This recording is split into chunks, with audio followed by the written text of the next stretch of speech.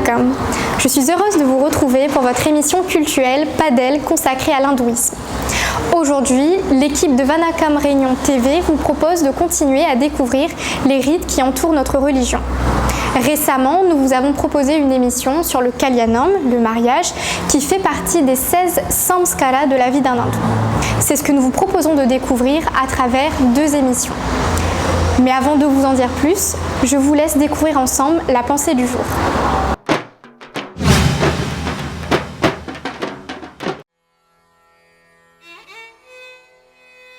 La réalisation de l'identité entre l'âme individuelle et la réalité infinie libère l'individu de tous les liens de la souffrance. Swami Tejomayananda.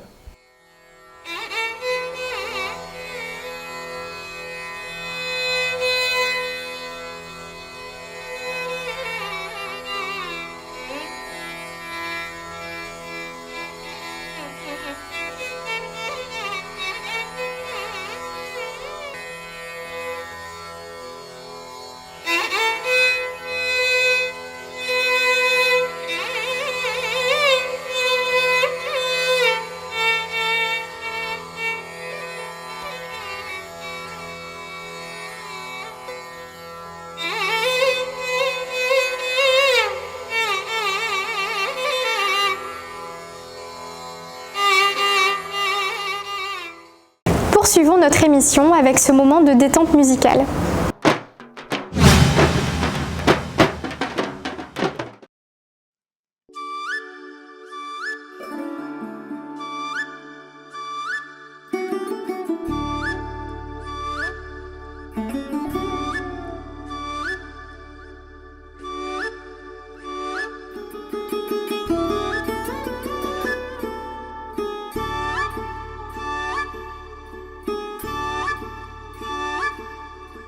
Radha समेत कृष्ण राधा समेत कृष्ण जय राधा समेत कृष्ण जय राधा समेत कृष्ण समेत कृष्ण समेत कृष्ण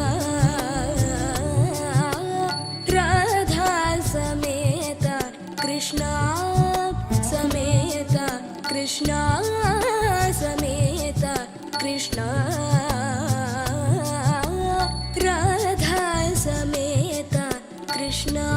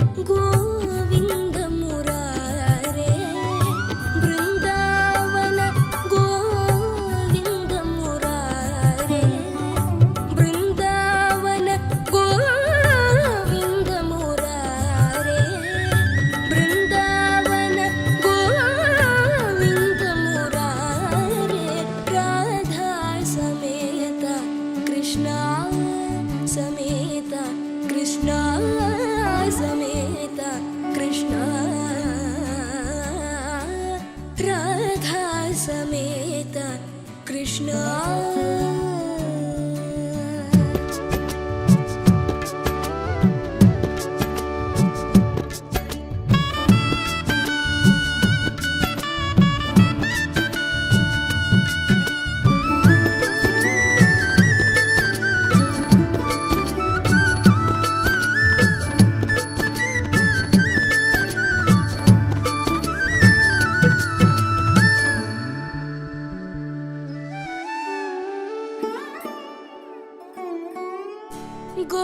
मनोहर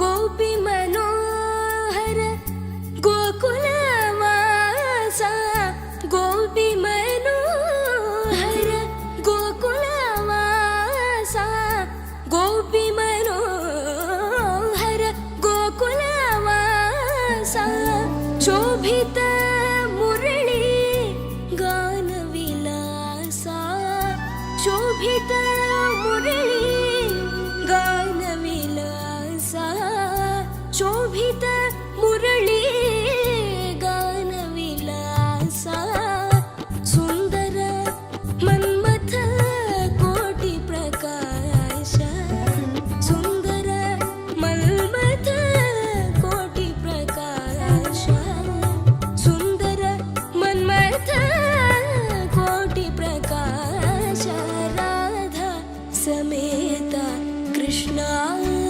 समेत कृष्णा समेत कृष्णा राधा समेत कृष्णा राधा समेत कृष्णा राधा समेत Krishna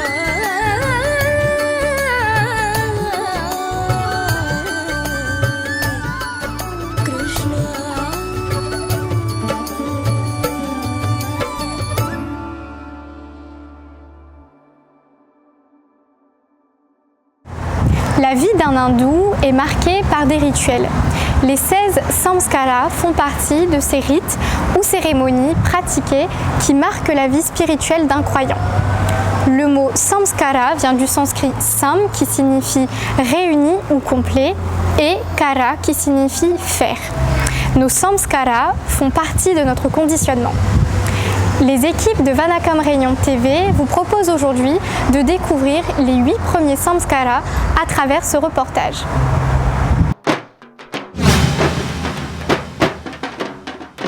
La vie de tout un chacun est rythmée par des étapes, des rituels particuliers. Dans notre tradition du Sanatana Dharma, chacune de ces étapes correspond à un rituel, les samskaras. Ils sont au nombre de 16 et sont appelés les Shodasha Samskara. Ils désignent donc les sacrements personnels traditionnellement observés à chaque étape de la vie, du moment de la conception à la dispersion de ses cendres lors des obsèques. L'observance des Samskaras est basée sur les coutumes ainsi que sur des textes sacrés, comme les Puranas. Ainsi, le samskara agit comme un code de conduite morale pour l'individu dans la société. Selon les régions de l'Inde, selon les villes, selon les familles, les rituels varient. Elles sont raccourcies ou sont tout accomplies. Dans l'émission précédente, nous avions abordé le thème du mariage, l'union de deux corps qui ne deviennent qu'une seule et même âme. De cette étape cruciale dans la vie d'un couple naîtra la vie. Découvrons donc quelles sont les 8 premières étapes, les 8 premiers samskaras de la vie d'un être humain selon le Sanatana Dharma. Le premier samskara est appelé Garbhadhana Samskara. La nouvelle vie de jeunes mariés commence. Le mari et la femme décident de se traiter sur un pied d'égalité avec amour et respect mutuel. L'époux considère sa femme telle une incarnation de Mahalakshmi en personne. Les joies du mariage font que le couple crée à leur tour la vie. Dans la tradition védique, un enfant est amené au monde par amour. Amener une âme dans ce monde et l'élever de manière à ce qu'elle devienne une bénédiction pour la société est considéré comme un grand service de l'humanité. Le moyen idéal d'amener une autre âme sur cette planète est un processus très bien défini dans les Védas. Ce processus commence avec Garbhadanam Samkara. Il est la première samkara sur 16 samkaras dans l'hindouisme. Garbha signifie l'utérus et Dan signifie établir. C'est une cérémonie effectuée avant la conception pour assurer une progéniture saine et divine. Ici, le mari et la femme acceptent d'avoir un enfant et d'élever une famille ensemble et d'exécuter le Garbhadanam Samkara. Ce Samkara vise à cultiver une bonne conduite, de bonnes pensées et de bonnes habitudes de vie. Le couple prie le divin de les bénir avec des enfants brillants, intelligents et beaux. Pumsavanam est un mot composé de Pun signifiant bouger, tandis que Savanam signifiant cérémonie. Contrairement à la croyance commune, Pumsavanam n'est pas uniquement exécuté pour avoir un garçon. La cérémonie est réalisée pour s'assurer que le fœtus soit en sécurité tout au long de la grossesse et qu'il n'y ait pas de fausse couche, quel que soit le sexe du fœtus. Le Pumsavanam, le deuxième samkara, est donc effectué lors du début de la grossesse et bien souvent avant que le fœtus ne commence à bouger dans l'utérus.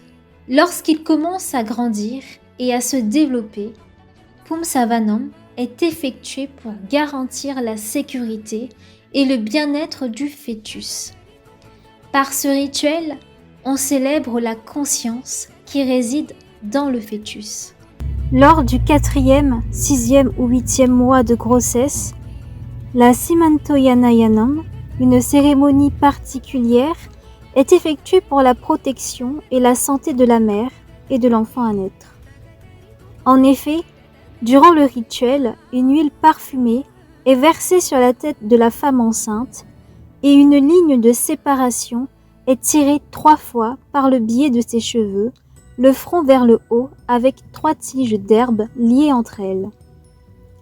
Des femmes mariées viennent orner la future mère de bracelets de verre rouge.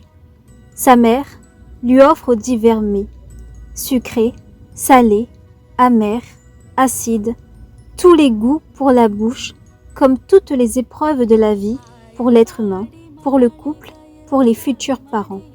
Tous les membres de la famille se réunissent et prient ensemble pour le bien-être de la mère et de l'enfant. Que les bénédictions et la protection divine les accompagnent toujours à travers ce 3e samkara. Quelques mois plus tard, le nouveau-né fait partie intégrante de leur vie. Il est né, le petit bébé. Une nouvelle vie, un nouveau mode de vie pour l'accueillir et le choyer. Un membre de la famille ou les nouveaux parents vont pour la première fois regarder le thème astral complet de l'enfant. L'horoscope de chaque enfant contient une lettre à partir de laquelle le nom du bébé doit être sélectionné. Les noms préférés sont ceux affiliés à des divinités, des vertus, des étoiles porte-bonheur, des constellations, des dérivés du nom du père ou de la mère, le lieu de naissance ou de beaux éléments de la nature tels que des arbres, des fleurs, des oiseaux, etc., par le biais d'un astrologue. De cette façon, un nom est déterminé et légalement donné. Ce rite de passage à la naissance est le 4e samkara, appelé Jatakarma Samkara. Mais comment s'appelle-t-il? Comment s'appelle-t-elle? Après avoir consulté le thème astral, une syllabe leur sera proposée et un ou plusieurs prénoms. De là, les parents choisiront un prénom qu'ils donneront à l'enfant 16 jours après sa naissance.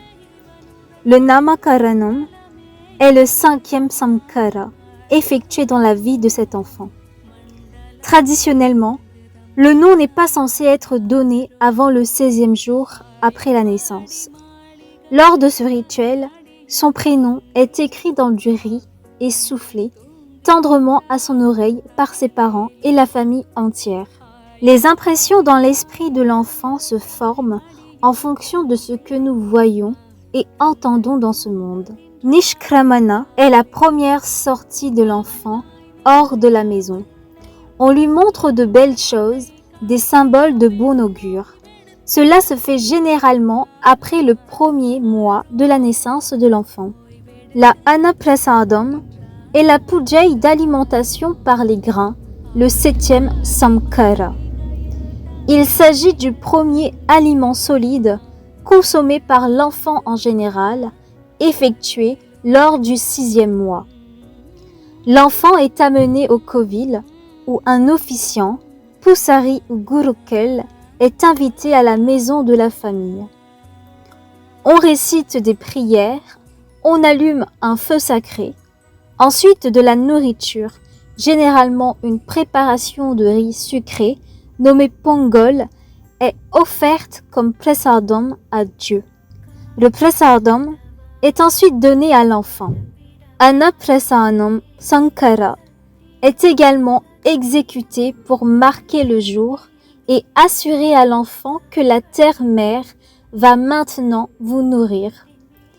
C'est une occasion de célébration. Les membres de la famille élargie, les amis et les voisins sont invités à y assister. Idéalement, du riz au lait est donné au bébé tout en récitant des mantras du prasad dans le cadre de Annaprasanam Samkara. Karna Veda, cette cérémonie est effectuée lorsque l'enfant a entre 6 et 8 mois. La mère baigne d'abord l'enfant et l'habille avec de nouveaux vêtements et des ornements. Le père de l'enfant effectue la cérémonie. Un orfèvre ou un chirurgien fait le travail de percer l'oreille de l'enfant. L'aiguille utilisée pour percer les lobes d'oreille peut être réalisée en or, en argent, en cuivre ou en acier. Les oreilles sont percées avec une aiguille très légère et d'un seul coup.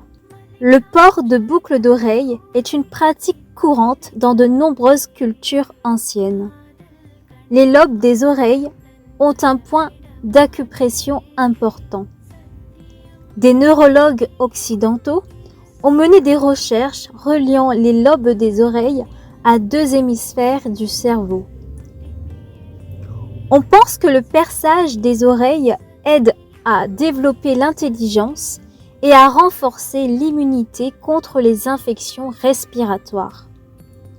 Souvent, en Inde, lorsque nous nous prosternons devant le Seigneur Ganesha, nous tirons doucement sur nos lobes d'oreilles tout en faisant des redressements assis. Cette pratique ancienne est maintenant enseignée comme une technique de yoga très populaire en Occident pour améliorer l'intelligence et l'éveil de la conscience chez l'enfant.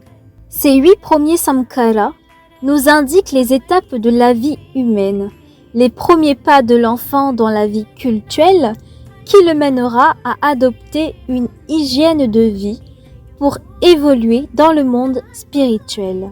L'amour de ses proches, le vivre ensemble et les bonnes valeurs transmises seront les bases de sa vie future. D'où l'importance de leur inculquer les bons gestes, les bonnes paroles, les bonnes valeurs afin qu'ils puissent grandir sereinement et être en accord avec le Sanatana Dharma. La suite des 8 autres samskaras sera à découvrir dimanche prochain lors de votre émission Padel. À présent, je vous laisse découvrir un nouveau bhajan.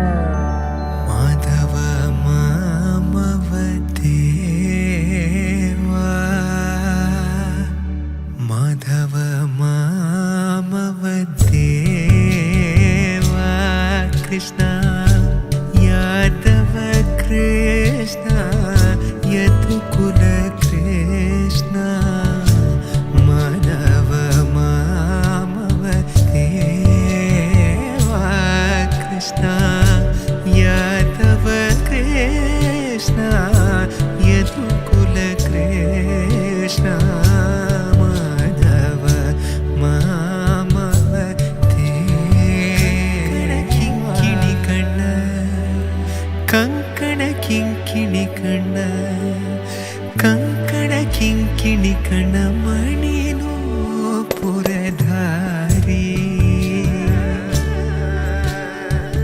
मणिनो पुरधारी राजगोपाल मणिनो पुरधारी कंकण किंकिणी कण मणिनो पुरधारी राजगोपाल मणिनो पुरधारी कंकण किंकिणी कण मणिनो पुरधारी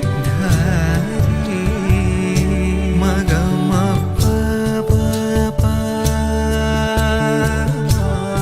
गरे गरे पगमा मगम पद पाग रे गमा पामाग रे गमाग रे गमाग रे गमाग सा सा पा प सा नि पा नि प म ग रे गमा गम प द नि पा म ग रे ग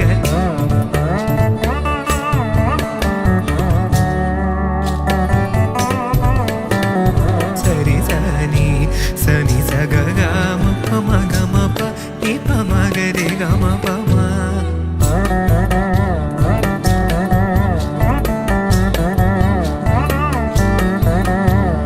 ग स म ग प म नि प स नि रे स नि रि प नि प म ग म प म ग रे ग म नित्यं कट्टि வைரமிடை கட்டி ஆணி பொன்னால் செய்த வண்ணச் சிறு தோட்டில் பேணி உனக்கு பிரமல் விடு தந்தார் மாணி குரணனே சாலேலோ வையம் அளந்தானே சாலேலோ மாணி குரணனே சாலேலோ வையம் அளந்தானே சாலேலோ வையம் அளந்தானே சாலேலோ வையம் அளந்தானே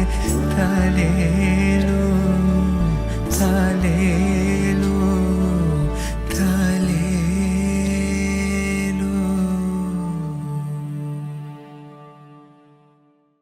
Je vous laisse découvrir à présent l'agenda de la semaine.